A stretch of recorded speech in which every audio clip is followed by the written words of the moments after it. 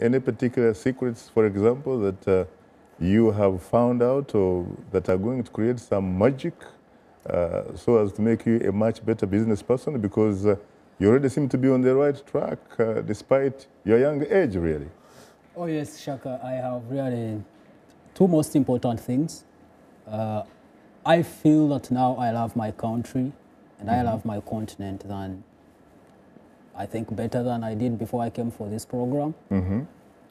I have got more skills. I have seen in the US how everyone, practically from the private sector and from the government, the efforts they are putting in to create jobs in USA. I have heard stories and seen specific things that are being done to attract bright people to come from across the world, to come to the United States and stay, because that is what creates wealth, and that's what creates change for better things. So what I wish for my country is that we are in position to, first of all, I have developed my skills. Right now I have seen things that I'm interning at Agco Corporation. It's the third largest agriculture equipment manufacturer in the world. So you can imagine what level of business is going on there. What is the single most important lesson that you have learned since you went there so far? Before you make decisions, especially in business, have all the information you need.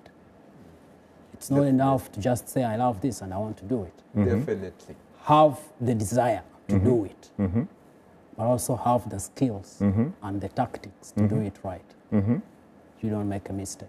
But what about when you come from a country, for example, whose democratic credentials are challenged? How can that country, for example, provide an enabling environment for you as an entrepreneur, frankly, to do your thing? To be honest with you, Shaka, the thing is that when you look at the African continent right now, the glass is half full. It's not half empty. We have come from far. If you look at Uganda, for example, we have come from what they say is the Idi Amin era. I wasn't born to see what happened, but I have read what happened then. We have had the situation of the LRA war, which just ended. And we have had all these conflicts that have afflicted our neighboring countries for a very long time. There has not been a time when there has been peace. And however much we have political disagreements going on in the country right now, but when you compare with where we have come from, we are posed for the right direction.